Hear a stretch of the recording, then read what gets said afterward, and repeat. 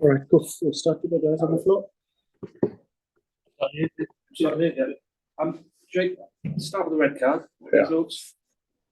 Doesn't make any difference, does it?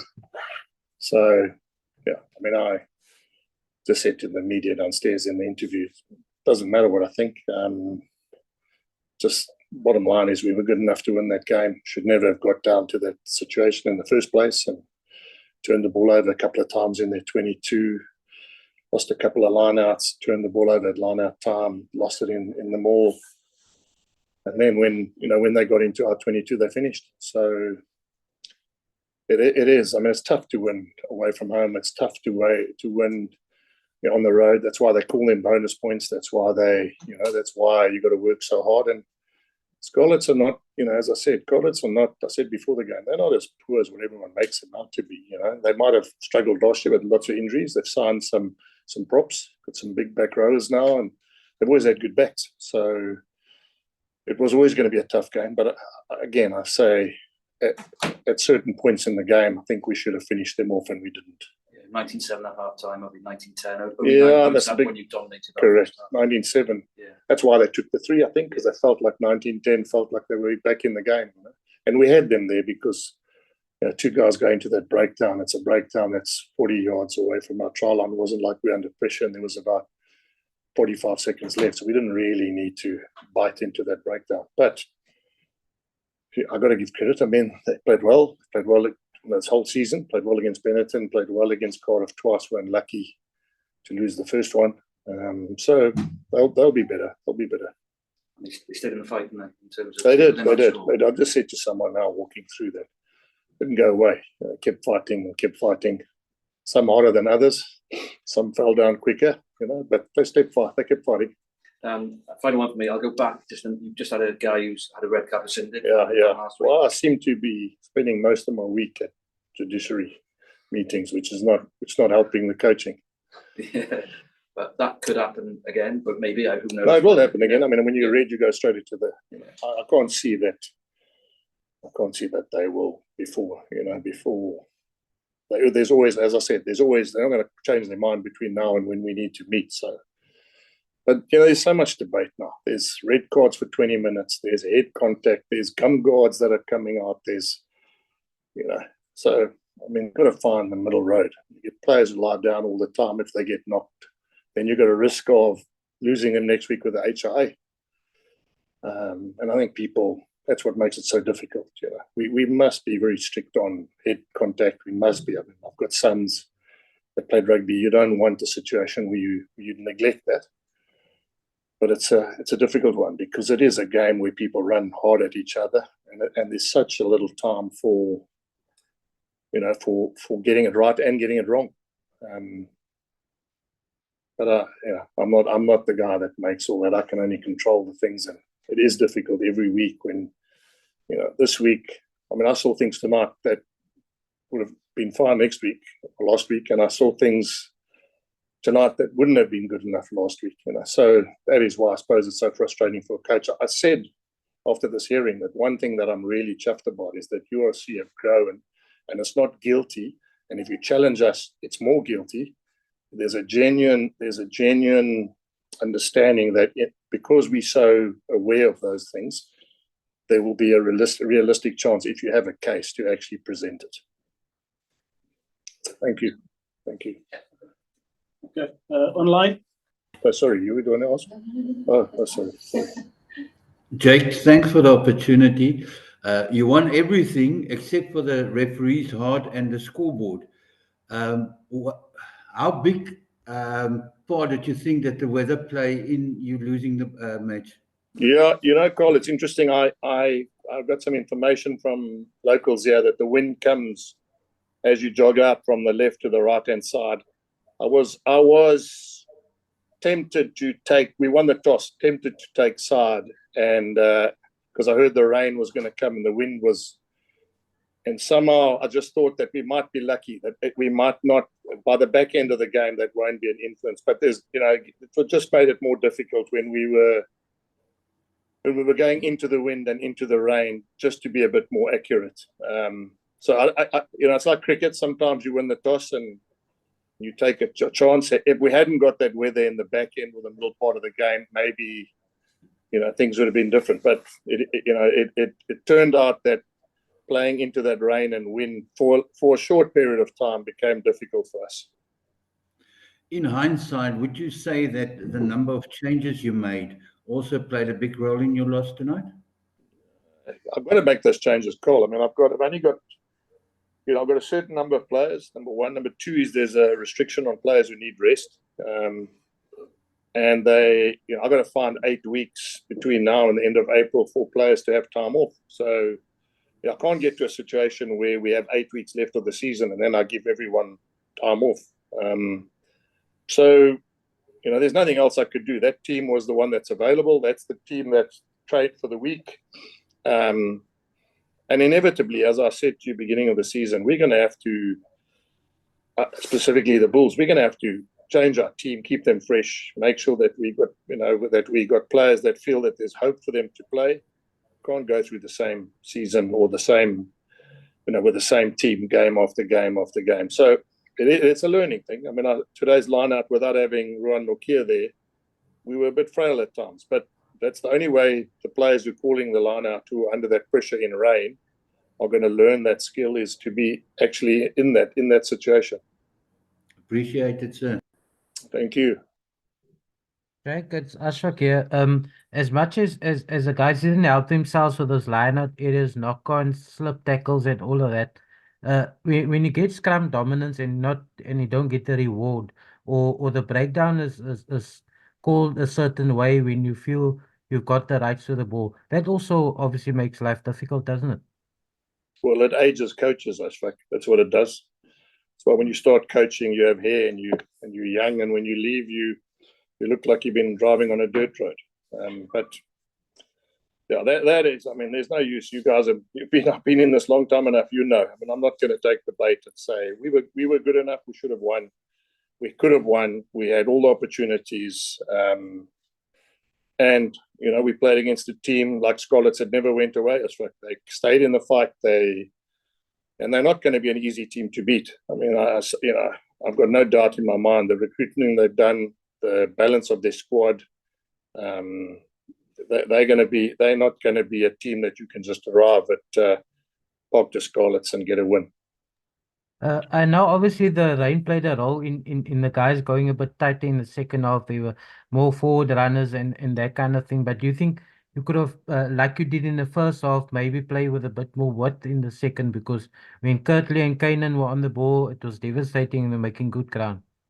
I actually think it was the other way around. We played too much. There was a lineup. We went off the top and Harold knocked it on. We should have maybe tried to squeeze him a little bit more. So the conditions were like that, and we probably didn't adapt to those conditions for that block of time. We started well when it was nice and dry and no wind, and as the weather sort of changed, we probably kept thinking that we were probably seduced by the fact that we played so well with the ball in our hand that we probably at times played too much. Okay, thanks. Jake Rinaldi, yeah. Just on the red card, I just want to check with you.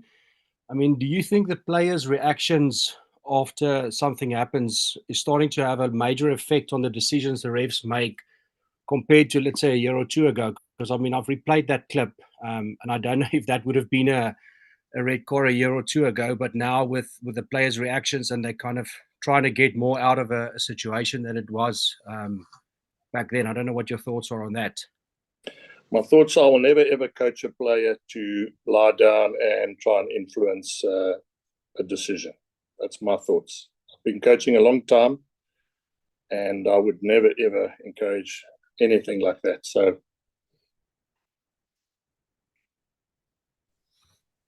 Jake, hi, Brendan. Yeah, I know you're not going to talk about the red card, but there were a couple other incidents. Kubus Visa was hit with the shoulder charge. Butter went down, was hit in the head as well. That was ignored. Just the consistency probably wasn't there. And I mean, Zach also took one to the face. It seemed to be also ignored by the officials. Are you going to be preparing a similar case to David's one when you guys go to the disciplinary this week? Well, look, I'm not a similar case. I mean, bottom line is, I don't think that was a red card. I think there were circumstances which I'm obviously not going to share with you, but and I said it before, Brendan. I think when there's someone that is malicious and it's off the ball and it's genuinely a red card, then we must never take that away from rugby. I mean, there's no place in rugby for that. But you know, there is things that happen in rugby that aren't necessary. I mean, the red card was put there for that exact reason. It was because it's dirty and because it's malicious and because it's premeditated and because it's red card wasn't ever put in place for rugby incidents to take place. I mean, that's why I said, if we start with a thing, is it a rugby incident? Yes. Well, then it becomes very different to the outcome. If you start, is it foul play, which is the way that it's done, well, then you're going to get a different outcome. So I said it this week. Someone asked me about the red card 20 minutes. You know, now what will happen is, you'll get an orange card because the orange is closer to red and it's not a yellow. So then what we could do is go, yellow is 10, orange is 15, and red is 20. And I don't think that makes it easier for a referee. I think it makes it more difficult. You know, a red card is simple. It's red. You were out of line, stubbing, it looks unnatural. It's something that stands out. And there's no reason for you to keep that guy on the field. So yeah, that's just it's a late night Friday evening resume of what I'm thinking is going to happen. And but to answer your question, I will look at that and I will fight for the player, because the one thing you must also understand, and I'm talking a lot, but players don't want red cards next to their name, Brendan. They don't want, when you look at his record, that he's got red cards. And it doesn't matter whether you go, okay, I accept the red, because it never goes away. And so if it's not a red, or you genuinely think you need to protect the player, that's also part of what the coaches, the staff, and I suppose the judiciary need to work on, is that we don't just want to accept that it's a red card and then that poor player over his period of time. Because the next thing that happens when he gets a legitimate red card, they're going to say, well, we can't let you off because you've got a history of red cards. So that is why I think players are also very conscious of not just accepting that it's a red card. Jake, maybe and just something else on the game. I thought Cobus Visa probably had his best game in the Bulls jersey tonight. He was really dominant on the carry as well. Outstanding. I think, yeah, there's no doubt. That's why I didn't take him off. I mean, there's just no doubt. He gives us go forward ball. He's dynamic. You know, those kickoffs. I mean, you're talking about a guy who's generally a lock, 4-lock, catching kickoffs and running it back. One stage sliding on the ground, catching the ball. So, yeah, I was very happy with him. Very, very happy with the effort he put in and the, as I said, the 80-minute stint that he had tonight. Thanks, Jake. Thank you. Jake, just wanted to know, when Akka went off, who was the captain on the field? Reinhard Ludwig. Reinhard Ludwig. We were wondering about that. And we were wondering towards the end of the game, maybe there was a bit of a lack of experience in not playing on the right side of the field. You know, should have been kicking and chasing, keeping them in their side of the field. Is there any merit to that? No, you're 100% right. I mean, it was interesting. Just before halftime, we kicked and kicked and kicked and kicked, and then Cameron gave a penalty away at the breakdown. So I think they got a little bit spooked by the fact that they thought they had done everything right and then conceded 3 points on the halftime whistle. So yeah, it was like that. And, you know, MVA, again, I must explain to you that back end of that game, there weren't too many Springboks on the field. You know, going from what we had last week to how we ended this week, there weren't too many Springboks that were on the field as we've had in the past. So it was inevitable. It was inevitable that if pressure came and if we were behind the 8 ball, that those things would be tested. And there's no other way in which you can put a player in that situation or prepare that in training other than making sure that he understands how it happens in a game. I was racking my brain to try and figure out who could be the captain, because I was too young.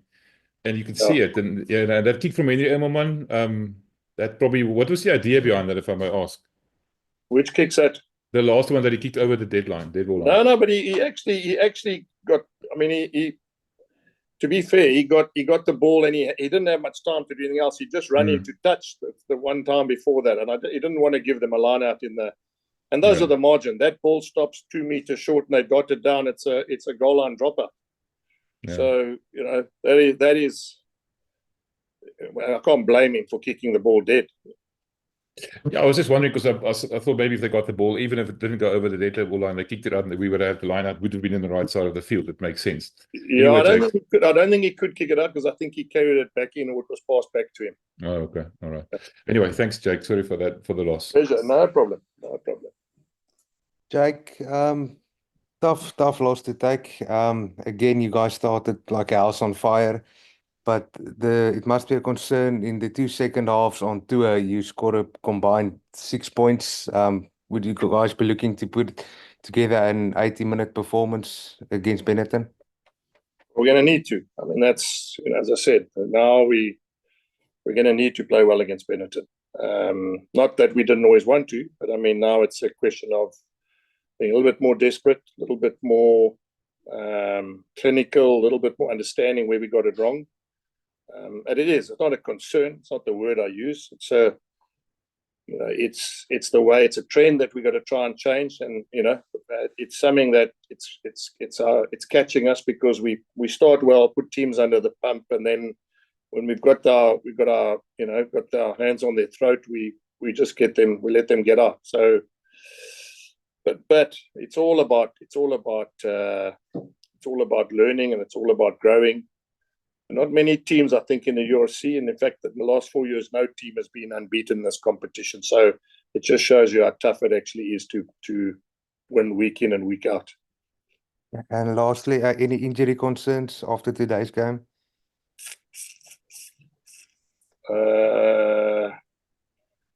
No, just a couple of guys who got bumps and bruises. I think, JJ, it's difficult. You know what happens tomorrow morning when they wake up? Then, guys' ankle, is a little bit more serious than you think. But generally, most of the guys, when I look in the change room, there's nothing that I think is something we need to worry about. Thanks, Jake. Good luck for next week. Thank you. Thank you. Thank you, guys.